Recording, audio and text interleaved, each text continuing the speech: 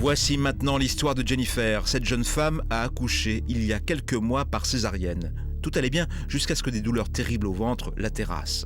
Une compresse a tout simplement été oubliée dans son ventre lors de l'intervention. Voici le calvaire de Jennifer. Ça s'est révélé être le cauchemar de ma vie, quoi. Un traumatisme énorme. Cette erreur médicale, elle est trop grave pour qu'on la laisse passer. C'est ses enfants qui lui permettent de tenir. On ne peut pas mettre la vie des gens en danger à ce point-là. Octobre 2007, rédaction de Sans aucun doute. Nous recevons un courrier d'une jeune femme en détresse. Elle se dit victime d'une erreur médicale, une compresse, qui aurait été oubliée dans son ventre lors d'une césarienne. Aujourd'hui encore, elle subit toujours les conséquences de cet oubli. Elle en est à sa 3e opération, en 8 mois. Direction la banlieue parisienne. À quelques kilomètres de la capitale, Jennifer nous reçoit dans son appartement. Il y a 1 an et demi, la jeune femme tombe enceinte de son 2e enfant. Une grossesse qu'elle vit comme le plus grand des bonheurs.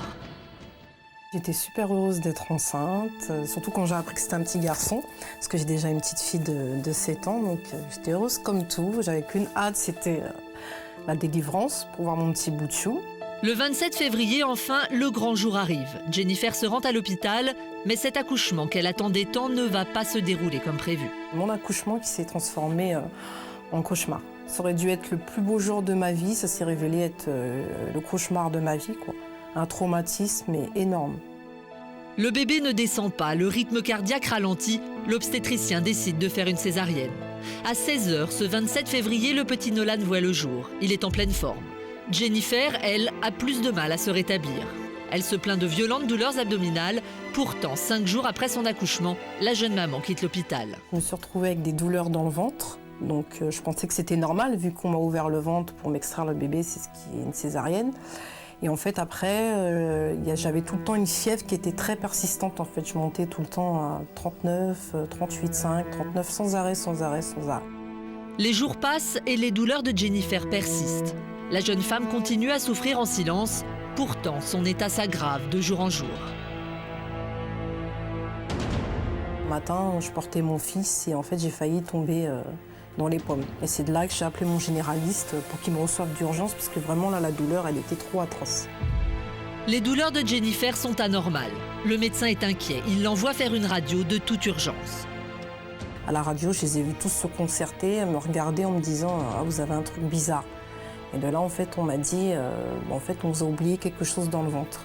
On ne sait pas si c'est un sparadrap ou une compresse. Donc, il faut retourner au plus vite là où vous avez accouché pour qu'ils vous retirent ça, quoi. Parce que c'est très dangereux. L'image est édifiante. Un petit serpentin blanc à droite sur la radio et qui n'a rien à faire là. Il y a bien un corps étranger dans le ventre de Jennifer. Sa vie est en danger. Jennifer et son entourage sont sous le choc. Je ne peux pas penser que le corps médical ait fait une erreur aussi énorme. Aussi énorme, sachant qu'il y a quand même l'anesthésiste, les infirmières, il y a l'obstétricien, donc une erreur comme ça, pour moi c'est inadmissible. Jennifer est opérée en urgence pour retirer la compresse. La jeune femme se croit alors tirée d'affaire, mais son répit va être de courte durée. En fait, j'avais toujours une fièvre qui persistait. Tous les jours, je montais à 38,5, 39. Et pour eux, c'était inquiétant parce que la compresse, elle avait été retirée, le pus avait été nettoyé. Et un matin, j'ai fait un malaise. Je me sentais pas bien, j'arrivais pas du tout à respirer. Je les ai appelés, ils m'ont placé sous oxygène. Et là, j'ai commencé à appeler ma famille en disant « Ouais, je me sens pas bien, je suis en train de partir. » J'ai envoyé un SMS à mon copain. Je lui ai dit « Écoute, occupe-toi bien du bébé parce qu'en fait, je pars. » Et de là, en fait, je les ai vus s'affoler et en fait, ils m'ont transféré d'urgence au bloc, ils m'ont réouvert. Devant la gravité de la situation, Patricia, sa tante, est appelée d'urgence à l'hôpital. Elle retrouve sa nièce dans un état critique. Moi, je l'ai vue, je me dis, tiens, ça y est, elle part. Elle part au ciel, quoi. C'était la première fois qu'elle était angoissée comme ça, elle sentait quelque chose. Et moi, je me suis dit, c'est la fin, quoi, c'est la fin. Jennifer fait une infection grave suite à sa première opération. Elle doit de nouveau passer au bloc, c'est la 2e fois en 10 jours. Je me suis retrouvée à 30 ans, c'était les infirmières qui me faisaient ma toilette, c'était les infirmières qui m'essuyait quand j'avais des selles, c'est dur, quoi. De se retrouver démunie comme ça, c'est horrible. À la maison, le temps est long. Maëva et Nolan attendent leur maman. C'est Patricia qui prend soin d'eux en l'absence de sa nièce.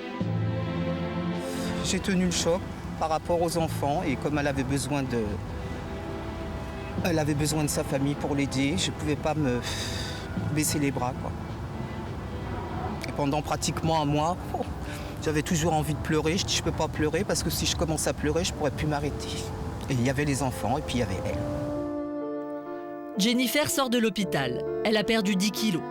Emmanuelle se souvient encore très bien de l'état de détresse dans lequel elle a retrouvé son amie. Elle marchait en béquille tellement elle ne pouvait pas marcher. Elle marchait comme une personne qui en avait pratiquement 80. Elle ne pouvait même pas tenir sur ses deux jambes.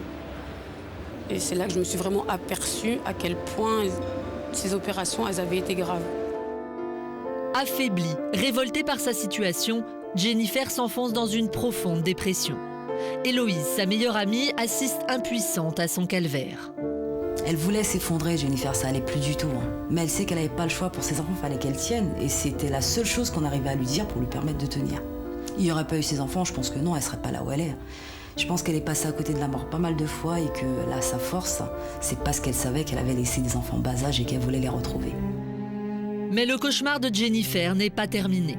Son ventre la fait toujours affreusement souffrir. Des douleurs qu'elle ne comprend pas. Après ces 2 opérations, elle devrait être sur pied. Une semaine après, toujours des douleurs sur le côté gauche.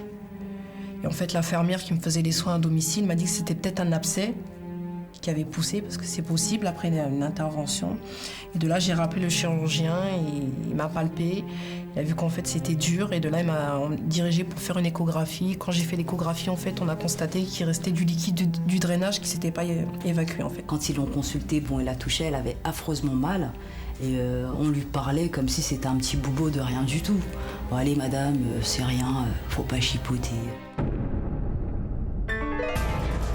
Une nouvelle infection. Le 13 avril, Jennifer est à nouveau hospitalisée. C'est la 3e fois. Elle pense que ce sera la dernière. Pourtant, dans les prochains jours, il faudra encore qu'elle retourne au bloc. Une histoire sans fin d'opérations qui s'enchaînent. Tout ça à cause d'une simple compresse qui aurait été oubliée. C'est ça. Ça représente 5 compresses. C'est quand même gros, hein. Donc c'est pas un petit pansement qu'on met sur le doigt quand on a une coupure. Lorsqu'on a une coupure, ça n'a rien à voir. Normalement, on n'est pas censé compter les compresses. Si, mais c'est dit dans le compte-rendu de la césarienne. Compresse, vérification des compresses, je lis, ok. Mais quand on regarde la radio, il y en avait une. Donc c'est que c'est pas ok alors. C'est qu'il y en avait une qui a été oubliée. Donc c'est ce qui s'appelle une erreur médicale. C'est un scandale. Moi, je suis outrée. Je suis outrée, ça me choque. Je veux dire, tous les soins après qu'elle a eu par la suite, vous imaginez, c'est elle qui les a réglés. Je veux dire, les échographies, les interventions. Vous avez fait l'erreur médicale, vous l'assumez. L'obstétricien a déclaré le sinistre auprès de son assurance. Mais il y a quelques jours, cette même assurance a refusé par un courrier toute indemnisation amiable. Selon eux, le comptage des compresses a bien été réalisé. Leur responsabilité n'est donc pas engagée. Révoltée par leur position, Jennifer se rend en caméra cachée dans le cabinet de l'obstétricien pour obtenir des explications. Jennifer va avoir le plus grand mal à se faire entendre. Ils ont vu l'état de mon ventre? Ils ont vu toutes les balafres que j'ai sur le corps? Nous allons nous tourner vers l'assurance. On vous indemnisera certainement pas directement, madame. Parce que sur ce genre de dossier, l'indemnisation amiable, ça ne marche jamais parce que les assurances ne sont pas d'accord. Nous allons avoir le plus grand mal à défendre Jennifer car les résistances sont nombreuses. Pourtant, elle a failli tout perdre. J'ai failli mourir, on m'a opéré, j'ai des préjudices, j'ai des séquelles. Il faut qu'ils réparent leurs fautes. C'est tout. La suite, dans un instant.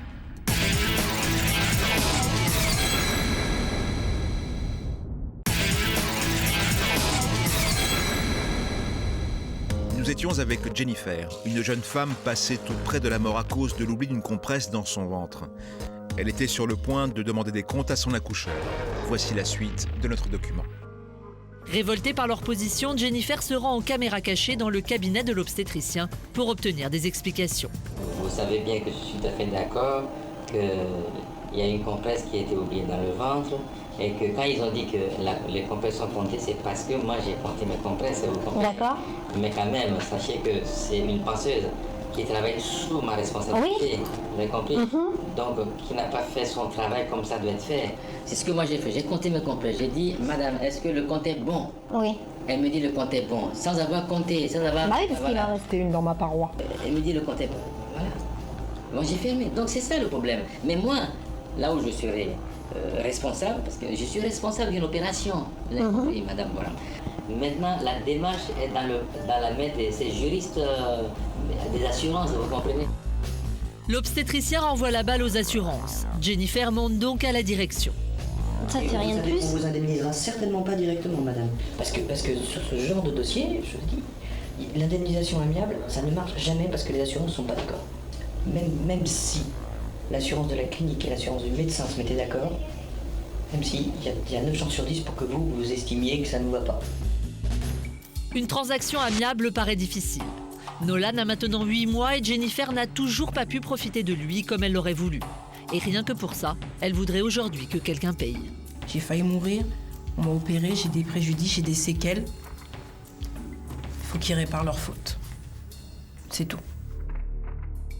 Jennifer est encore très marquée par cet événement. Elle tient à nous dire son émotion.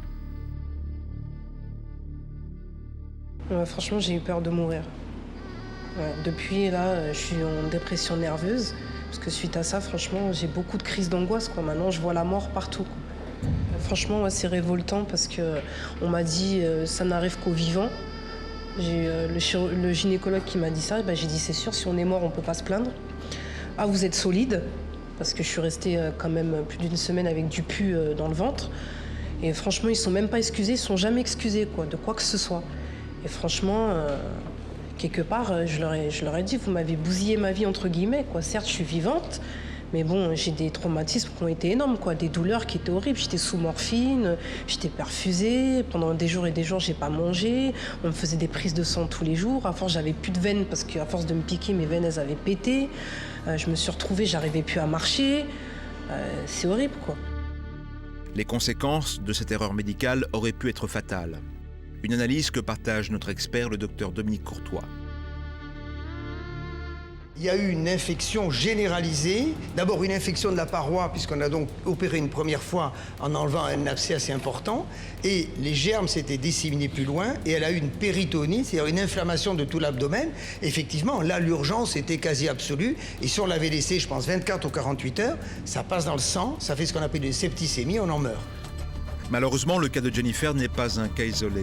En presque 500 émissions, nous avons été régulièrement confrontés à ce type d'erreur médicale. À chaque fois, nous avons écouté la détresse des victimes et tenté de les aider car ces personnes se trouvaient bien souvent démunies, notamment face aux assurances. Voici plusieurs cas révélateurs. Début 2005, nous recevions Françoise dans notre émission. Pendant 15 mois, elle a vécu un véritable enfer, une compresse également, que le chirurgien avait oubliée dans son ventre. Résultat, 3 opérations en 1 an et des souffrances interminables. À cause de cet oubli, Françoise a dû surmonter de dures épreuves. C'était des douleurs atroces. En plus, on ne pouvait pas toucher, je ne pouvais pas me mettre sur le côté, c'était intenable, je ne pouvais pas dormir. À l'époque, ni le chirurgien ni la clinique ne veulent prendre leurs responsabilités. Mais suite à l'appel de Julien Courbet, le chirurgien semble finalement prêt à discuter. Donc il faut que vous compreniez, dans la clinique, donc dans cette affaire-là, il y a 2 choses, il y a le chirurgien et la clinique. On est tous les 2 assurés, d'accord? Comment ça peut se passer? Soit vous prenez un avocat, soit ce qu'on peut faire, c'est essayer d'entamer une procédure amiable. C'est-à-dire que avant de passer par le juge, on adresse, nous, les dossiers à notre assureur. Oui, je préférais que ce soit fait comme ça à l'amiable. Suite à l'intervention de l'émission, c'est effectivement à l'amiable que l'affaire sera réglée. Françoise reçoit une provision de 11 000 € en 2006 et 10 000 € lui sont versés en juillet 2007. Au total, elle aura touché 21 000 €. Malheureusement, Françoise n'est pas un cas isolé. C'est en février 2006 que nous rencontrons Yvette. Pour elle, c'est une pince qui est restée 12 ans dans son abdomen. Cette pince aurait été oubliée lors d'une opération, une éventration en 1991. Un oubli impensable pour la famille qui a du mal à y croire. C'est quand on a vu en fait la pince énorme quoi, dans la partie de l'abdomen. Moi, je n'en croyais pas mes yeux et sur le coup, j'ai même regardé le nom sur le cliché parce que je me suis dit c'est pas possible, ils se sont trompés, c'est pas à toi, c'est pas ton nom. Mais effectivement, c'était bien ça, c'était bien le cliché qui appartenait à ma mère. Le cliché est incroyable, la pince fait 15 cm de long. Le médecin est reconnu responsable par le tribunal. Il est condamné à lui verser 11 700 € de dommages corporels. Pourtant, il ne semble pas prêt à assumer cette condamnation. Vous refusez d'assurer les conséquences de l'ablation. Je ne veux du tout, je demande une expertise pour savoir la part des choses. Oui, mais c'est ce que je dis. Vous ne voulez pas assumer. Discuter avec vous par téléphone pour que ça passe sur toutes les médias, etc. Monsieur, je vais vous dire les faits, vous me dites si je les amplifie. Une dame vient se faire opérer. Monsieur, c'est une affaire qui a 15 ans qui a été jugée. On lui oublie une pince de 15 cm dans le ventre. Je pense que la conversation est terminée. Je veux bien amplifier en se disant si j'avais dit qu'elle faisait 25, j'amplifiais, mais elle faisait bien 15. Après un combat laborieux, des négociations ont quand même abouti. Yvette est indemnisée en début d'année 2007. Enfin, souvenez-vous de Nathalie. Cette jeune maman a accouché d'une petite Elisa en 2001. Le jour de l'accouchement, une épisiotomie est pratiquée. Une petite incision faite au niveau du périnée pour faciliter la sortie du bébé. C'est lorsque la sage-femme recoue la plaie qu'une aiguille se casse. La moitié reste dans le ventre de Nathalie. Elle ne sera enlevée que 10 jours plus tard, 10 jours interminables de souffrance. Je prenais beaucoup de calmants, tout ça, pour calmer la douleur, mais c'est vrai que j'avais tout le temps mal durant cette semaine. Quand je leur disais que j'avais toujours mal, que j'arrivais toujours pas à m'asseoir, à me lever, que j'avais du mal à bouger, elles me disaient que j'étais douillette, que c'était pas normal, qu'il fallait que je me lève. Le personnel médical n'a pas l'air de prendre le cas de Nathalie très au sérieux. Comment les médecins sont-ils passés à côté de cet oubli? Nous tentons d'obtenir des explications. Il y a une aiguille qui s'est cassée, qu'on a retrouvée, et puis voilà. Donc vous ne rejetez pas la responsabilité sur la sage-femme? Non, c'est une responsabilité. Je veux dire, une aiguille s'est cassée. Bon, la sage-femme, effectivement, c'est elle qui a fait l'épisiotomie, ça s'est cassé. Voilà. Mais vous savez, en médecine, ce sont des choses qui arrivent malheureusement. Hein, donc, mais de laisser l'aiguille pendant 10 jours. L'aiguille, c'est très rare, mais ça peut arriver. Et il faut que ça s'est produit 2-3 fois dans la semaine. Donc, quand c'est arrivé en 2001, on n'en a jamais eu depuis, et puis voilà. Et docteur, simplement, pourquoi ce n'est pas vous qui avez pratiqué l'épisiotomie, en tout cas, qui avez recousu? Consultation, monsieur. Hein, on en parlera une autre fois. Merci, au revoir. Bien. Le gynécologue a du mal à reconnaître ses torts. Pourtant, l'assurance de la clinique et du médecin ont finalement indemnisé Nathalie. En 2005, elle reçoit 10 000 €. Ces affaires ont été résolues. Dans le cas de Jennifer, cependant, rien n'est gagné. Car bien que la faute professionnelle soit reconnue, Jennifer n'a pour l'instant touché aucune indemnisation. Et les assurances ne cessent de se renvoyer la balle, laissant Jennifer bien seule et totalement démunie. Une attitude déplorable que dénonce Dominique Courtois. Dans la rapidité du geste, on peut oublier une compresse, bien qu'on est bien d'accord sur le plan juridique, c'est une faute. Tout corps étranger oublié dans le corps humain est une faute. Donc ça pose aucun problème de responsabilité, mais sur le plan humain pur, ce que je voulais vous dire, ça saigne, on peut l'oublier, ça. Mais par contre, après, non seulement on reconnaît, et puis c'est pas la guéguerre des assurances, comme on voit chaque fois, Julien, et c'est bien de refaire ce sujet, c'est qu'on voit deux assurances qui vont se dire « Ah mais moi, c'est pas moi ». Le chirurgien dit « Non, c'est pas moi ». Et l'hôpital dit « Ben non, c'est le chirurgien qui devait compter ». Et on en est toujours au même point. Jennifer avait une confiance totale dans son chirurgien. D'ailleurs, elle ne l'a pas attaqué en justice. Elle n'a pas non plus demandé une expertise judiciaire quant à son propre état de santé. Est-il trop tard? Nathalie Fellono nous explique ce qu'il est encore possible de faire. On n'a pas encore d'expertise. Et ce que l'on souhaite aujourd'hui, c'est avoir une expertise amiable. C'est-à-dire que faire reconnaître à la compagnie d'assurance que son assuré a commis une faute et que cette faute, elle doit l'indemniser après avoir examiné le préjudice corporel. Donc, en termes d'argent, je dirais que c'est peut-être une enveloppe de 20 000 € quand même que l'on peut estimer comme préjudice. Il est temps de prendre contact avec le chirurgien. Nous voulons entendre ses explications. Je vous appelle dans le cadre de l'enregistrement et de l'émission de Julien Courbet, sans aucun doute sur TF1, oui, pour avoir quelques renseignements concernant une de vos patientes, vous devez vous en souvenir, pour un problème de compresse. Oui. Voilà, on voudrait un petit peu savoir, si vous voulez, parce que l'assurance a répondu à cette patiente que puisque vous aviez compté les compresses et qu'il y en avait bien le nombre, oui, il ne voulait pas intervenir. Donc je ne comprends pas très bien, ou on a oublié une compresse ou on ne l'a pas oubliée. Je pense qu'il y a une interprétation de la lettre de l'assureur. Non, il y a une interprétation de votre compte-rendu opératoire où vous dites comptage des compresses, ok. Monsieur, moi, ça fait 23 ans que je fais ce métier je compte les compresses, comme j'ai toujours fait pour toutes les patientes que j'opère, et que ce jour-là, j'ai bien compté mes compresses. Sachez que je ne suis pas seul à travailler. Il y a une penseuse qui travaille avec nous. Et cette penseuse doit compter les compresses. Elle doit me dire si le compte est bon. Oui, cher confrère, sauf que néanmoins, la penseuse, elle intervient sous vos ordres. Vous savez pertinemment que lorsque vous êtes... Eh ben, oui. L'ordre ne veut pas dire qu'il y ait une faille dans le fait que les compresses qui sont en dehors du champ n'ont pas été comptées. Bon, donc vous reconnaissez... Ne répétons pas cette situation où on dit la penseuse est sous le contrôle du chirurgien. Mais il faut que cette penseuse fasse son travail pour que le chirurgien puisse... Non, aussi. Mais donc vous reconnaissez votre responsabilité. Mais ça, c'est la loi, ça. Bon, mais si c'est la loi... Je ne dis pas ma responsabilité, monsieur. Je suis vraiment surpris que votre situation aille jusqu'à la télévision, parce que je suis certain que tout ça, ils vont le faire passer à la télé. Hein. Moi, je suis surpris que l'assurance ne veuille pas m'indemniser parce que le travail a été bien fait. Moi, je suis désolée, j'ai des preuves, j'ai la radio, je suis désolée. Mais personne ne nie ce que vous dites. Eh ben d'accord, personne ne nie. Mais alors faites-en... D'accord, mais alors faites-en en sorte que ça soit réparé. Moi, je suis venue, j'étais conciliante au départ. Une fois, je suis venue vous voir, vous m'avez dit oui, Madame Boimbran, je suis d'accord pour que vous soyez indemnisée par rapport à tout ce que vous avez subi. Et là, je reçois des courriers, on me dit oui, le comptage a bien été effectué. Ils ont vu l'état de mon ventre, ils ont vu toutes les balafres que j'ai sur le corps. Non, ils n'ont pas vu tout ça. Ils le savent que je suis en dépression nerveuse. Ils le savent. Non, ils en ont rien à foutre. Je suis désolée, j'ai eu aucun suivi. Personne m'a passé un coup de téléphone même pour savoir si j'allais bien, or que j'ai quand même failli décéder. Je suis désolée. Maintenant, oui, je rends cette histoire publique. Parce qu'il y a trop de... Non, je suis désolée. C'est bon de l'avoir rendu public, mais je ne pense pas que c'est comme ça qu'il faille résoudre tous les problèmes. Ah bon? Je suis désolée, au départ, j'étais conciliante. J'étais vachement conciliante. Oui, mais cher confrère... Je ne pense pas que c'est avec vos rapports entre moi et vous qu'il faut rendre de cette façon. Je pense que peut-être c'est à l'assureur qu'il faut téléphoner. Oui, moi, mais... je l'ai fait. Attendez, mais c'est pas l'assureur qui m'a fait la césarienne. Hein. Je suis désolée. C'est pas la... Je vous ai dit, ça fait 23 ans que je fais ce métier. Et après vous, j'en ai fait d'autres césariennes. Mais ça malheureusement... oui, mais c'est tombé sur moi. Je suis d'accord avec vous. Je vous l'avais déjà dit dans mon bureau. Bon, docteur... Je ferai tout pour que vous soyez remboursé. La preuve que non, vous faites pas tout. La preuve que non, vous faites pas tout. Confrère, je voudrais vous parler parce que... J'ai la lettre de l'assureur sur les yeux. Oui, mais écoutez, non, l'assureur... Vous savez, moi, je ne cache rien du tout. Eh bien... Je suis honnête dans mon travail.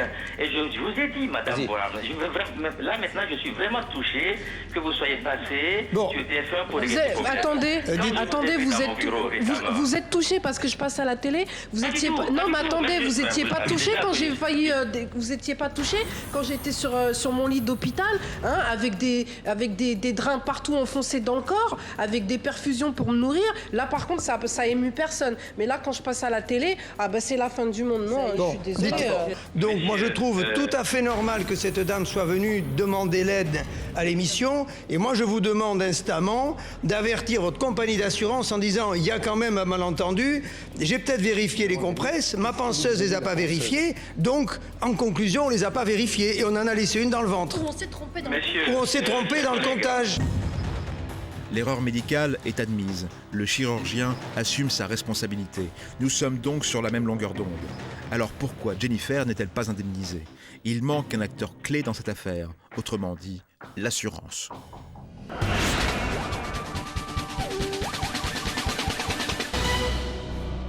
Le lendemain de notre enregistrement, Jennifer nous informait enthousiaste que la clinique privée dans laquelle elle avait accouché allait enfin prendre son cas en considération.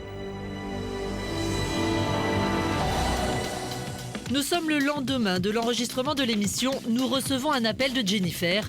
Elle a une nouvelle à nous annoncer. Je viens de recevoir une lettre en recommandé de l'hôpital de la part du sous-directeur. Alors, je vous dis ce qui est écrit dedans.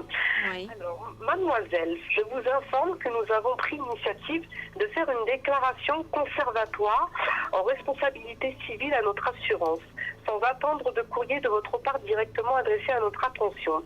Je suis sincèrement désolée des conséquences que vous avez eu à subir et dont vous m'avez exposé la pénibilité et vous souhaite un rétablissement le plus complet. J'ai fait appel à la télé, mais heureusement, parce que grâce à ça, les choses commencent à évoluer dans le positif.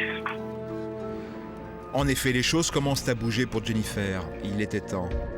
La direction de la clinique a décidé de se tourner vers son assurance. C'est un premier pas très rassurant. Mais comme le rappelle le docteur Dominique Courtois, seul le chirurgien, quelle que soit la faute commise par le personnel présent au bloc opératoire, est responsable des conséquences d'une erreur médicale. Vous avez bien précisé que toute la jurisprudence est formelle. C'est le chirurgien, lorsqu'il opère, qui engage sa responsabilité, même envers le personnel qui l'assiste pendant l'acte médical. Nous décidons donc de contacter l'assurance de ce chirurgien. C'est finalement le service communication qui se décide à prendre notre appel. La dernière fois, donc, effectivement, vous avez eu la personne qui gérait ce dossier chez nous. Oui. Ce que je vous propose, moi, bon, ici vous êtes à la direction de la communication. Je comprends bien. Voilà, comme vous le savez. Donc je vais voir ce qu'il en est et puis je vous propose de me rappeler. Nous avons le désagréable sentiment que notre interlocutrice botte en touche.